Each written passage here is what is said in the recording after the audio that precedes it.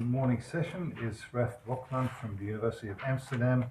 He'll be speaking about local quivers and Morita theory for matrix factorizations. Yeah, so let me first thank the organizers for the invitation. So I'm going to talk a bit about mainly matrix factorizations and how you could do Morita theory for them, and then I'll try to illustrate this with some examples we've seen yesterday and we've seen today. So let's first start a bit with matrix factorizations.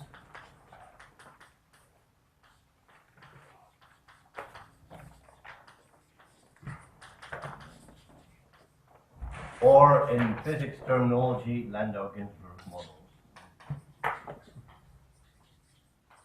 So what's the starting point? Well, for us, the starting point is you start with a pair of an algebra and a central element W.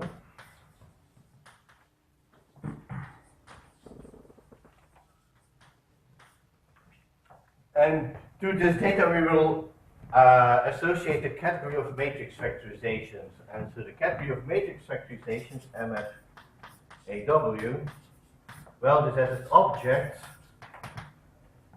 These are diagrams like this, P0, P1, no, P1. So where these two are projective modules, A modules. And these are maps such that P0, P1 is the same as multiplying by W, and P1, P0 is also the same as multiplying by W. So for instance, well, why is this called a matrix factorization? Well, if A is just a polynomial ring, then this is just a direct sum of copies of the polynomial ring, and these are just matrices with coefficients in the polynomial ring, and this says that it's the product of the two matrices is W, so you factorize W into two matrices, so that's why it's called a matrix factorization. And so we also want morphisms. And for this, well, there are two flavors of the category, so I'll use this one first. And that's, well, you could see them as these things as two periodic complexes.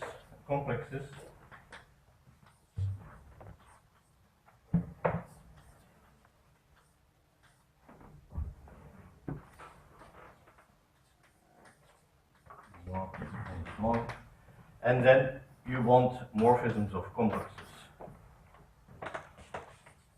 Well, they're not exactly complexes, they're almost complexes, but this squares to W instead of to 0. But because W is central, it still makes sense to see these commutative diagrams as morphisms. So that's H0. So commutative diagrams.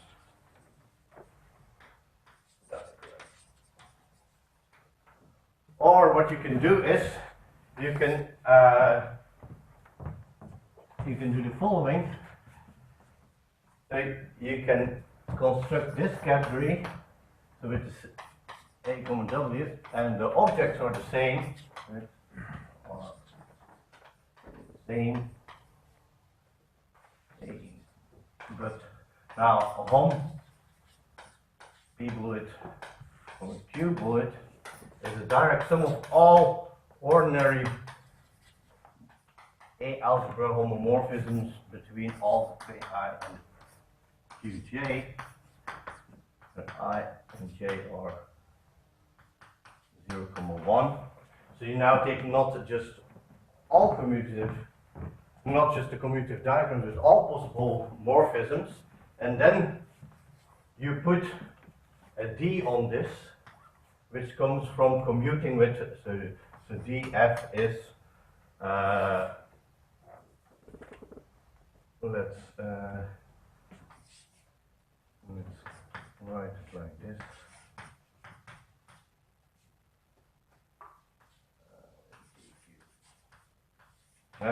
where this is actually P0, P1, and this is, and here there are some signs, but I will ignore them. Okay, and this dq is Q0, Q1. Okay. And so then this is a DG category. So this is because we have this extra D, and if you take the homology in degree 0 for this, you get that one back. So let's do a small example.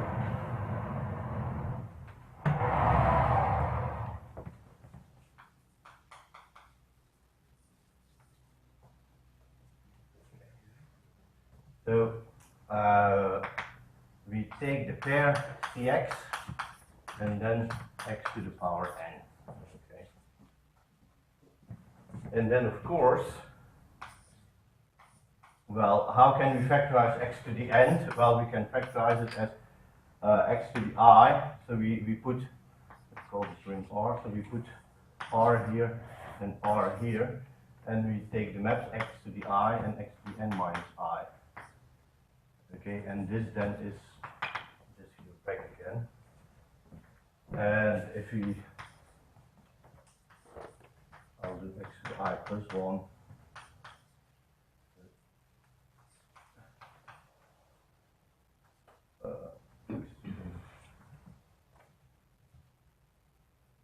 And minus I minus 1. And so now I want to look at morphisms. You have 4.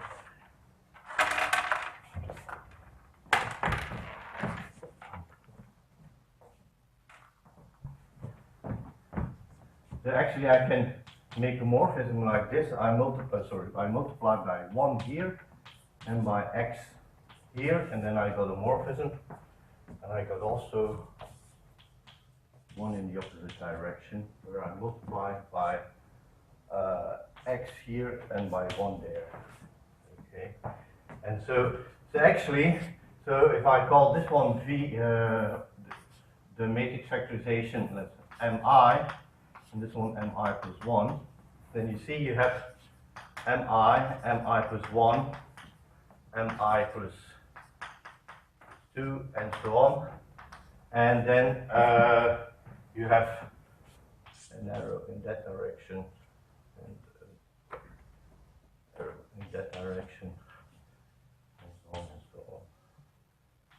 But of course, well, you can see that if this one becomes 1, this will be a 0. This will be homotopical to the 0, so it starts with m1 over here,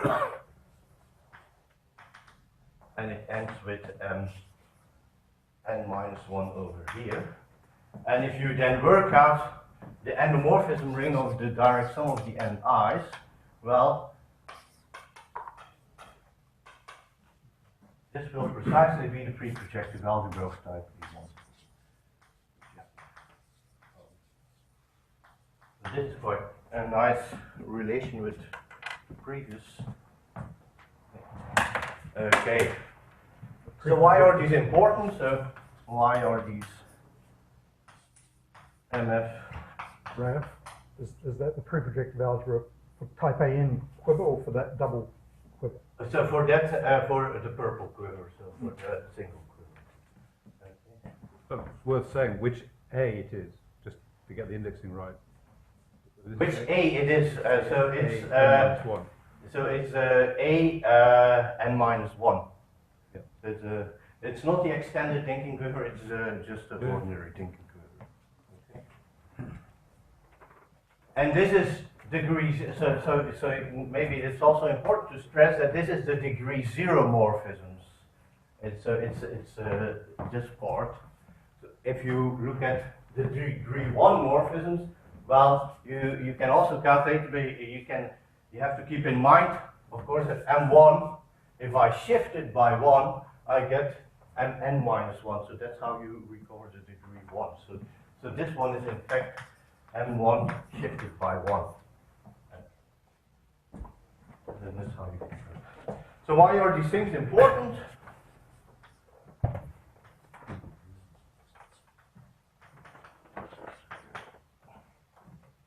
So they kind of, these categories, they are models for the singularity category of F. So they kind of give you homological information. Homological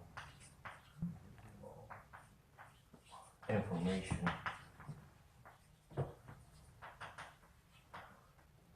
about the singularity.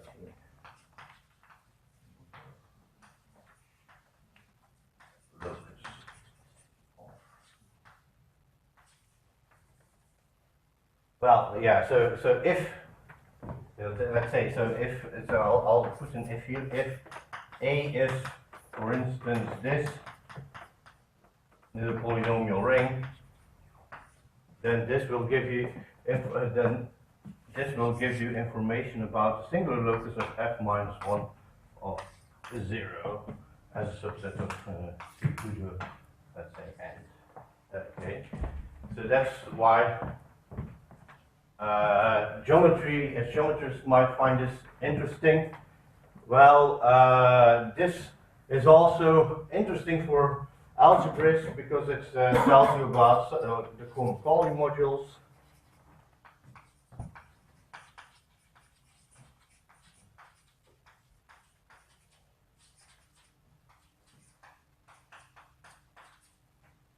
Of A over W. And so these are two things that come from algebra and geometry, and then there's another thing that physicists might find these interesting because these are what they call Lambda-Ginsburg models, and they appear in mirror symmetry. So they also appear in mirror symmetry.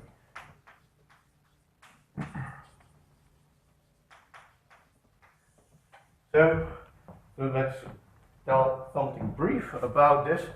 So mirror symmetry is, it comes from string theory, and it tells you about the duality between two types of string theory, the A model and the B model. And from a mathematical point of view, you have the A model.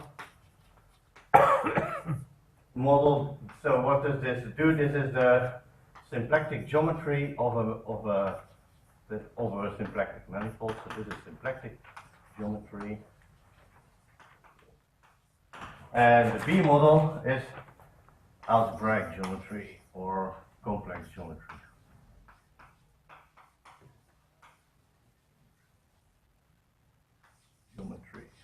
And so what mirror symmetry tells us that, well, there are called two things, manifolds that are called mirror pairs. So you have a symplectic manifold M and a complex manifold M. Check the mirror, and the symplectic geometry is kind of dual to the complex geometry of the other one, and you can formalize this by an equivalence of categories. And so here you introduce a category, for instance, the derived Fukaya category, and here you introduce the bounded derived category of coherent sheaves, and mirror symmetry states that these two are equivalent. Okay, and so the idea is that for every symplectic manifold, we would like to find a complex manifold that does this trick, but that's too much to ask. In general, it's not always possible. There are some restrictions on n. For instance, one of the restrictions which make this work is that M is a Calabi-Yau manifold. And but if M is not a Calabi-Yau manifold, you can still construct this, and you can still find something here that looks like derived category of coherent sheaves, but it's not really is a derived category of coherent sheaves. And often this thing is a category of matrix factorizations. Some algebra and W. So instead of using this commutative complex manifold, you go to a possibly non-commutative algebraic Landau-Ginsburg model. And so studying this is equivalent to studying symplectic geometry of the mirror. And so it's quite important to look at these kind of categories. And one of the things that you want to do is, of course, you start off with one of these, and you want to find a pair that does the trick. Okay, so that's the aim of well, that's the thing I'm going to discuss. And people have been studying these kind of equivalences. Usually, what they do is, well, they kind of guess a possible algebra here, look at the category here, and find some things that you can find over here. And if then the things you can find over there generate a whole lot, and here it also generates a whole lot, and you have an equivalence. But it's a kind of an ad hoc method. So what we would like to do is something more, something more more abstract, like developing a theory that gives you these kind of things, starting from here, not without any guesswork.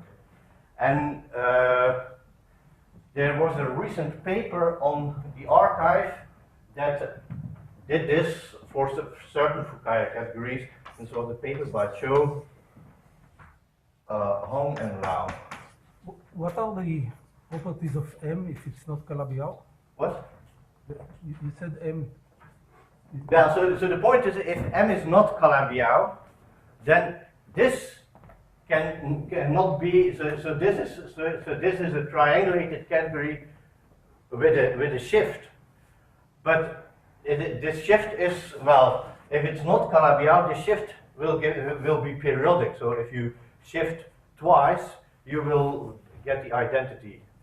But of course, if you take a derived category of coherent sheaves, that's not what the case, because you can shift and shift and shift. But if you take this matrix factorization category, then of course, because well, these things were two periodic complexes, it is again two periodic. So you would expect something like here, you need to adapt this here to something that becomes two periodic, and this is precisely what happens. But my question is, what do you assume on M? You say it's not Calabi-Yau, but Well, for the moment, I assume that M has the properties such that this thing can be defined. I'm not going into the details of the Fukaya category. For me, the starting point will be just any triangulated category with some enhancements, I'll say later on. So for us, actually the problem, although it comes from physics, you want to find this, it's actually a very algebraic problem. You start with a category and you want to model it like this. And so you don't need any information about how this one was constructed. But the three authors here, they kind of come from the symplectic side and use their ideas from over there to construct these things. And so what I want to do is to formalize this into an algebraic theory. Okay. So we want to do this into an algebraic theory.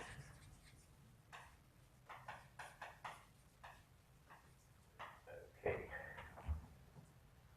So what kind of things do we want? Well, we want a kind of a Morita theory. So let's just give a brief, just a two-line explanation what Morita theories are. So they're kind of similar things you do, but with different types of categories. So in a Morita theory, well, what you start with an abelian category, so you start the Morita theory.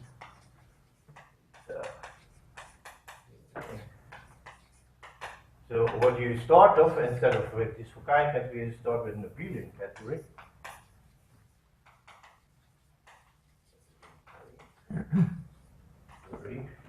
And you want to see this as mod the module category of some algebra A. And so how do you do this? Well, so let's call this category C. So what you do, you search for an object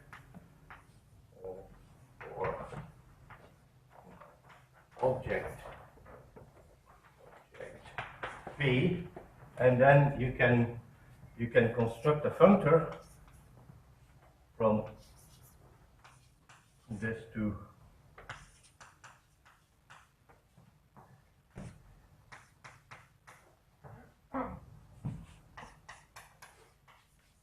which is just homing with this object.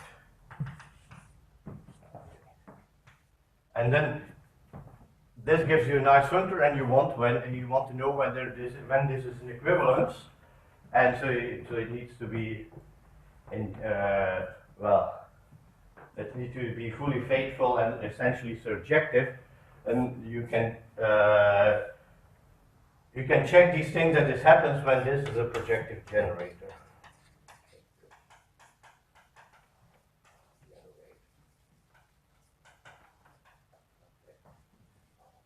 So this is Morita theory, and you have also, so if you want to start with and you don't want to start with abelian categories, you can start with triangulated categories.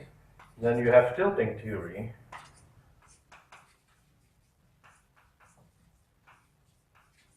And so then again, now you have a triangulated category C and an object, and instead of this functor, you now do R hom. And you ask whether this is an equivalence with the derived category. Okay, and then it again has to be a generator, but now instead of projective, you can ask that this is a tilting object, so the higher x and x vanish. So there is again conditions on this to make this work. Okay, so these are two algebraic theories, and we want to do something similar. Okay.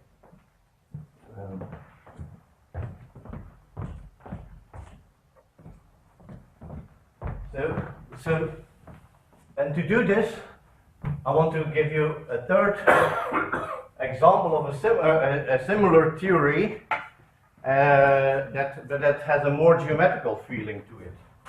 Okay. And that's local quivers.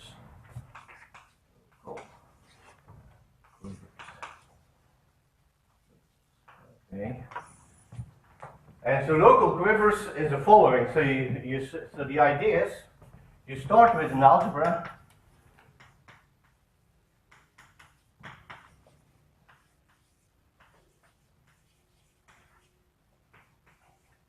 B. And what you want to do is you want to instead of looking at categories, we're going to work geometrically. We will look at representation spaces. So we want to look at rep and B, which is the algebra homomorphisms from B to n by n matrices. Okay, and so yeah, each of these points in here gives a module structure on C to the n.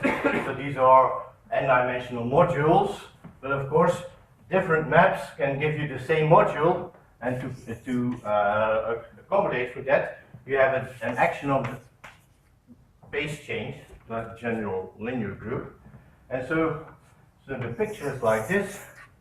So this is this rep and B and D, and then you have all these orbits. And of course, isoclasses are orbits. Isoclasses. Yes. And so if you want to classify isoclasses, then you want to take this quotient. But in general, this is not a very nice quotient geometrically, so there's a whole theory to accommodate for that. This is geometric invariant theory. And one of the things that you could do is, well, we're not going to study this globally, but we pick out a representation here, and we want to study this quotient locally. So we want to pick a representation.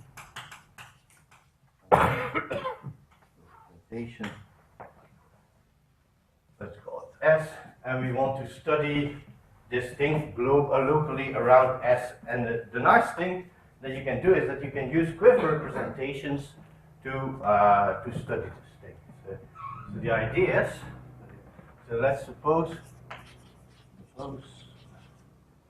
S is semi-simple. This is the nicest thing. Why? Because semi-simple correspond to closed orbits. And so then the quotient is easier to take than semi-simple. Then, so say S is S1 to the power E1 K to the power K. And then what you do is, well, in a first approximation, what you could do is, well, we look at the tangent space of this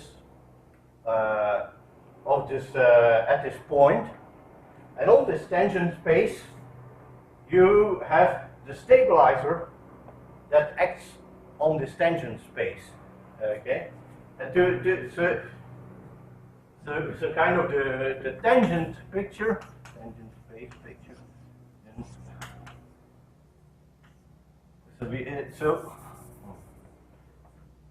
So you have this tangent space, and then you so on this tangent space you have these these orbits. So this orbit, the tangent space of the orbit, will give you a subspace of the tangent space, which you want to ignore. Okay, because that comes from the action. So you divide out the tangent space by the orbit, and this is called then the normal space. But on this normal space, you still have an action of the stabilizer, because the stabilizer of this point, well, it doesn't move the representation, so it has the tangent space to itself. So you still have the stabilizer of S acting on this. And the nice thing that is over here is that this is actually the same as a representation space of some quiver for some dimension vector. So, and this action here is the GL alpha coming from this dimension vector. So the idea is, locally the tangent space picture looks like representation theory of a quiver, and this is the local, called the local quiver.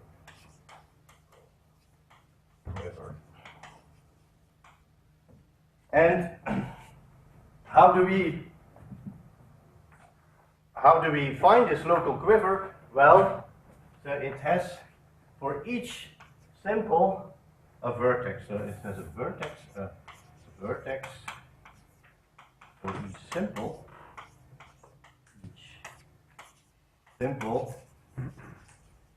And the number of arrows from I to j is the same as the dimension of the X space from Si to j. Okay. So this gives you the quiver, and the dimension vector assigns to each simple its multiplicity. So this is and so in a first approximation, doing geometric representation theory for a quiver for any algebra is doing representation theory for a quiver. And so this is quite important. The X is X1 or? X1, sorry. Okay, but of course this is just a tangent space. You want to have a complete local picture. So usually this will, well, if you look at it locally, it will be a closed, kind of a closed sub. It will, locally be a closed subthing of this. So the idea is that this quiver also comes with some relations, and you look at representation theory of a quiver with relations. In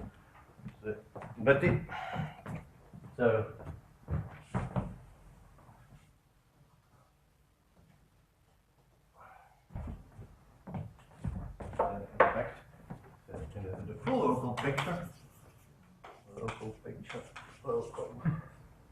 picture is that there is a quiver with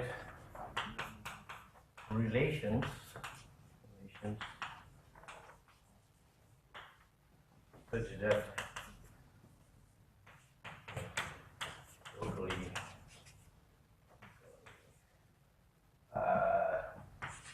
rep and B is, so this is, you have to be careful what you say here, but it's italocally or in the completion. So the best thing is to say it in the completion. Then that is rep alpha, and then we take a completed path algebra with some relations and divided by this GL alpha. Okay, so the idea is we moved from this algebra to this algebra, and but the question remains, well, what are these? How can we find these? And well, just like that the arrows were given by x1, the relations will be given by x2. So these form a basis for x2. So the relations are a basis for x2.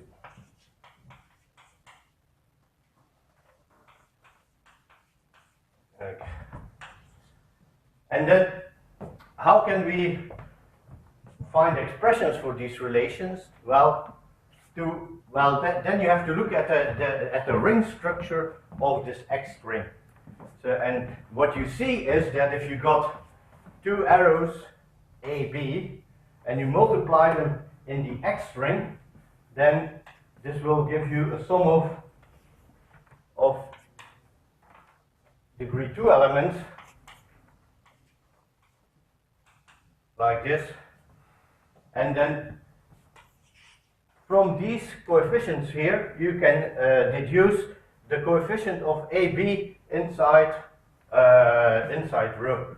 So this is rho as a relation is lambda I AB times AB plus blah blah blah blah blah.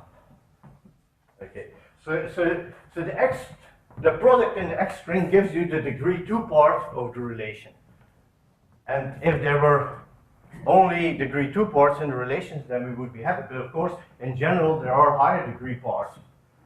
And how do we recover them? Well, actually, the thing is that this ring is actually not just any ring. It comes with extra structure. It comes with higher order products. It's an infinity algebra. And so this means that instead of binary products, you also have ternary products, quaternary products, and so on and so forth.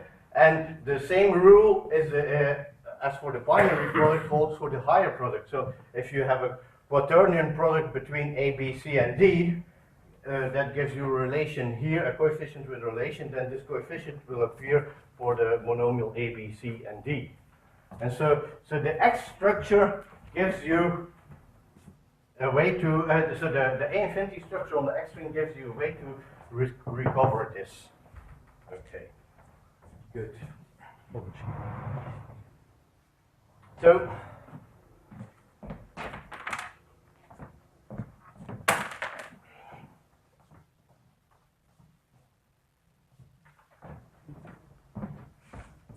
this has been discussed by Siegel in his thesis. Okay, and so now we go. So we have now this geometrical picture, and so we see that we can locally see any algebra around the representation as a representation theory of a local quiver. But how can we see this again if we go back to the algebra pictures? Because we can see, well, we can look at dB mod B, and then S can be seen as an element as an object in here. Okay, and so we can look at this S, and this gives me a subcategory of this triangle. So it's a triangulated hull of S.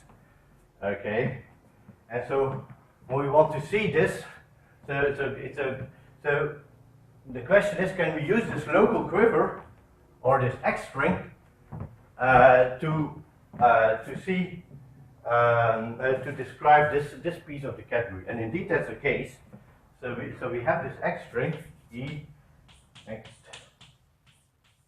S. This is an infinity algebra, as I said, so it has higher products. So it's an infinity algebra. And the idea is we're going to construct out of this infinity category out of this infinity algebra an infinity category, which we can then, if we take the homology, see as some kind of triangulated category in here. And so the technique to do this is to take the twisted completion and then the degree 0 part of the homology. And so what is a twisted completion? Well, if this were just an ordinary algebra, then the twisted completion would be just the perfect complexes, so finitely generated complexes of free or projective. I'm not going to go into that detail, but it's a perfect. So this is, if I call this, then we can say it's perfect. Call this perfect. Okay. And so, but of course, there's also, we have an embedding of this, and if this is finite, let's say that, consider for a short moment that this is whole finite, we have another map, and this is,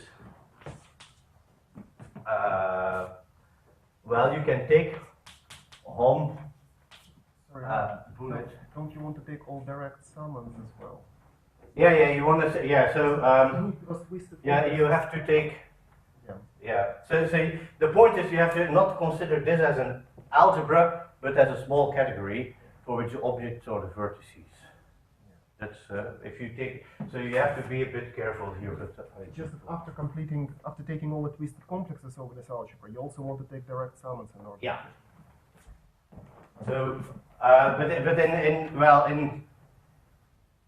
in this particular case, if you start with in this setting, this is not needed. I think. But yeah, let's be safe. So let's take another the Calabi completion of this. Good. So another thing that you could do is, well, we had this object, and we could take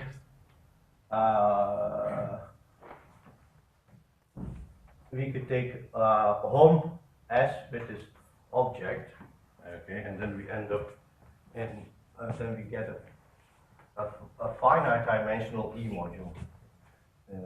Finite dimensional. Okay. And so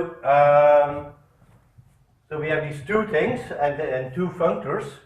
And so the point is we want to relate these two representations to this local quiver here.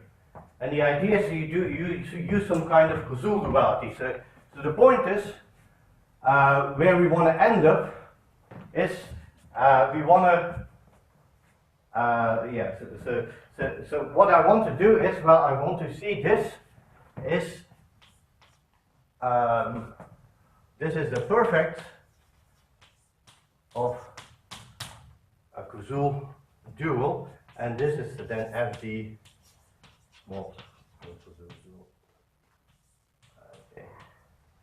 And so, but now, well, in order to do this, well, you would think, well, yeah, we're not in the setting of Koszul dualities. We have these higher degree representation, so you can't do this. But in fact, there's a way to extend Koszul duality to A infinity algebras, and then given any A infinity algebra, you can make a Koszul dual, which is again an A infinity algebra. And if you start with a finite dimensional algebra, this will be some kind of completed algebra, and it looks like it's a well, the official thing, you should see this as a DG quiver algebra.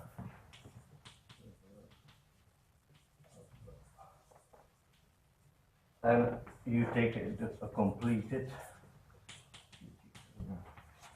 and then this is, well, as a quiver algebra, it should be like x. So it's a tensor product over x0, s comma s times x1, x higher x, and then there's a differential which actually does something similar here, but for all kinds of things.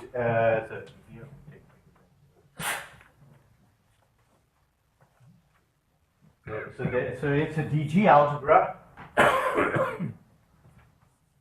You need a dual on your x. Yeah, I need a dual on my x. And so it's a DG algebra, which kind of remembers all these relations in its differential. Okay? And the thing is that if you take the degree 0 homology, of E, that's precisely this local quiver.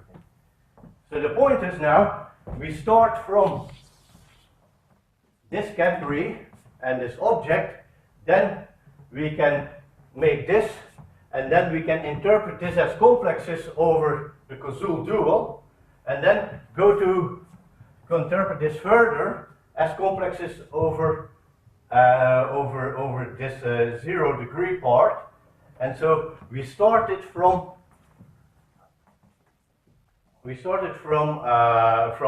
objects here, and we end with complexes over here. Okay. And so this construction.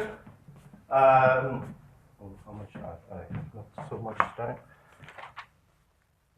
So let's give a few examples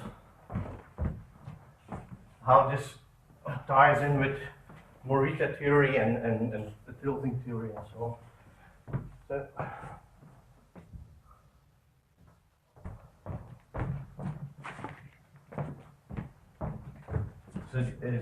So let's take so it didn't, well, we could have taken any triangulated category here. So instead of mod A, we can, well, like we can take dB of coherent sheaves of P1, for instance, which is the same as dB coherent sheaves of this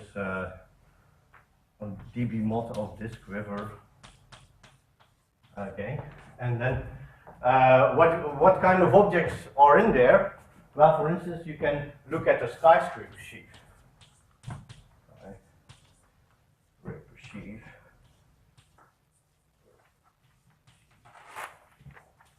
Yes. And if you then construct this local algebra, did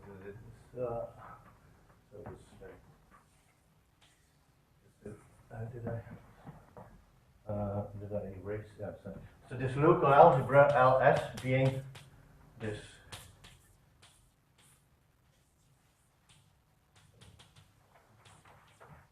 Then this will just be the polynomial ring in one variable. Completed. Okay. So it means, well, it just tells you that locally around a skyscraper sheaf, it looks like this, so like a line, a complete line. So this is good. And what does this functor do? Well, if you take this functor, well, this S itself will map to the resolution of the basic simple module here, coming from, well, if you divide that, so S will map to this thing, Cx to x, and then multiplying by. So this is the resolution of the point of the point. While if you take a line bundle here, it will map to just Cx itself, and that's another thing that you can do. Well, you can interpret this as this category, and then you have two simple representations here. And if you take this local algebra here, if you take let's call it U is this plus this, so the simple over here and the simple over there, then the local algebra of U is just the original quiver. So you both get tilting theory and localizations with this thing, depending on what kind of things, what kind of objects you take. Raf, where does the infinity structure on E come from? Where does the A infinity structure on E come from? Well, if you want to calculate this, you start with E, and so the point, so I forgot to mention this. So the point is that you cannot completely deduce it from this. You need to enhance this. Sorry, I forgot to mention it. You need to enhance this. So this means so you have to turn this into an A infinity category. And how do you do this? Well, for each object in here, you take a resolution as B modules, a projective resolution as B modules. Then you calculate the DG, the DG home between these two resolutions. This is a DG, well, this gives you a DG category, and then you take the minimal model for this, and this will give you an infinity structure. Okay, so you need to have an enhancement.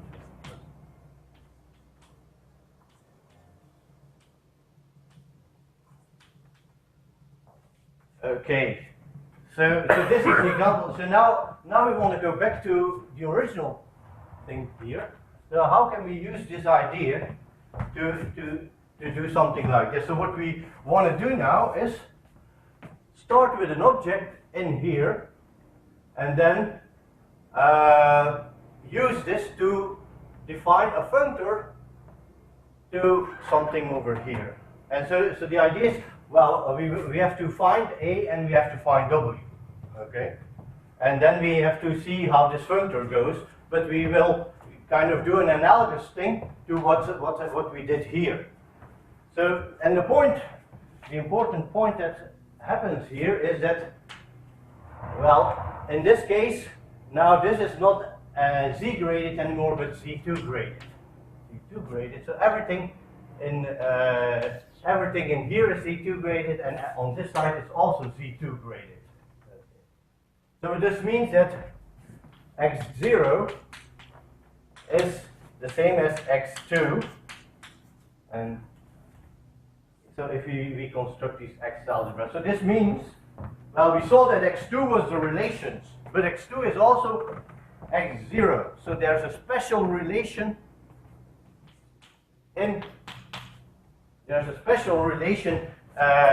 there, which we can use, and so this special relation we will keep aside. So originally this local quiver algebra was made by, well, we take the local quiver, the path algebra of the local quiver, and divide out all relations.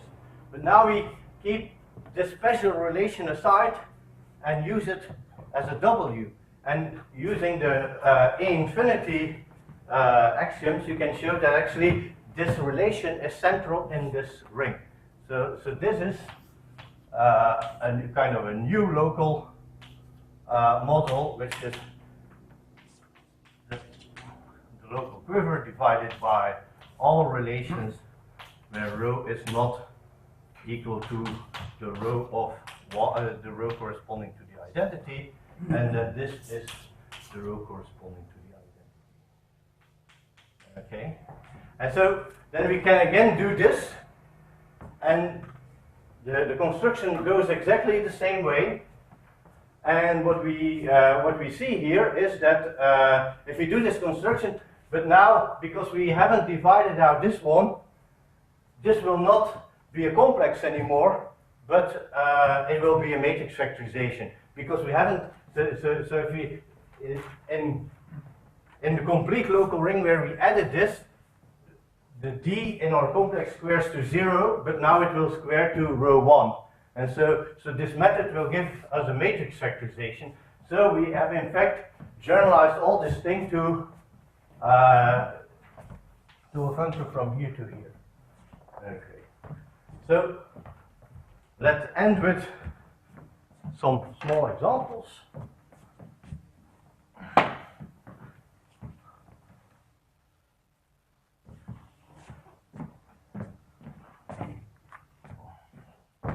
So we start. Well, let's start again with the first example we started with. So let's look at mf cx over x squared. Okay, and then we had one object, or we can factor, the only way we can factorize x squared is x times x, so there's only one indecomposable object, and well, it has only one morphism, the identity morphism, but it's also its own shift. So actually, so x0, so I call this object s, x0. This is in HMF. What? This is in HMF. Yeah, HM. Yeah. So x0 will be just c, and x1 will be also c. Let's call this c identity, and this x1 will be also c. Let's call it cu. And then we see, of course, if I so this is a morphism between itself and its shift. So if you multiply it with itself, you have u squared equal to 1. Okay. And so, if we now do this trick here, well, what is the local quiver? Well, it has one vertex, it has one arrow, and so we look at the path algebra, completed path algebra of that. So it looks like this, and then well, we look at the relations. Well, the relations is again x2, which is x0. So there's one relation, and that corresponds to the identity. So that's the one that gives us the superpotential. But we saw that the degree, we somewhere saw this, that the degree 2 part of the relation comes from the product in the x string. So, but this is my relation, and this is the product in the x string. So we have, well, I used an x here, so we have x squared. And so we recover this, but only a completed version of that. Okay, so you see, but that's okay. These categories do not change if you go to the completion around the singular locus. So in this simple example, you recovered where you started, where you started from. But you could ask yourself the question: can you recover? So there are maybe other ways to get this category, which do not come from this Landau-Ginzburg model, and that's indeed the case. You can see this as HMF of CXYZ, and divided by xy plus z squared. Okay, that's the same category. That's called fault periodicity. But you can see, well, there's only one object in here, and if you use that object, you get this model, but you can never get that model. So the construction gives you a lot of models, but it doesn't give you all possible Landau-Ginzburg models. That does the trick. And also, more often than not, this functor is usually not an equivalence. So in this case, it's an equivalence, but usually it's not an equivalence. And why is this the case? So the point is that, well, instead of working with this, so in all our construction, the way we constructed this local algebra was by taking the degree 0 homology of the Koszul dual. But of course, this homology, well, usually the Koszul dual is not quasi-isomorphic to its homology, and then of course you will run into troubles. Okay, but there are ways to get around this, and then you have to look at certain consistency conditions on the type of object you choose. Okay, but I'll leave it here.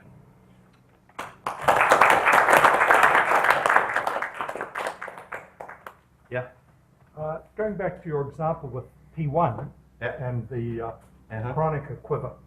So in the paper of Cho Hong Lau, they look at they spend some time looking at P1 with 3 orbifold points Yeah. on it, and they say that the associated algebra for that is the 3-dimensional Skleanin algebra. Yeah. Why the 3-dimensional Skleanin algebra is so very different from the Kronecker?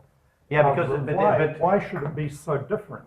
yeah, so because the 3-point the orbifold of P1 with 3 points with 3 degree 3 orbifold points is also very different from the P1, because it's actually a quotient of an elliptic curve Yes. by some automorphism. So it's actually it's more closely related to elliptic curves, and they come in 1 parameter families, and that's why you get the Skleanin algebra there. Sort of follow-up question to that. Do you know anything about the factorization, matrix factorizations of that central element in the Skleanin algebra? Do you know anything Yeah, about so that? the point is, yeah, so the whole theory gives you, well, actually what you can do is you start with an object here, use this functor, and you get a matrix factorization. And in the case of the Skleanin algebra, this is actually, you can show that this is an equivalence of categories. So you can make up to isomorphism, you can make quasi-isomorphism, you can make any matrix factorization here by looking at some curve on this three-pointed orbifold. Thanks. Other questions? If not, let's thank all speakers for this morning.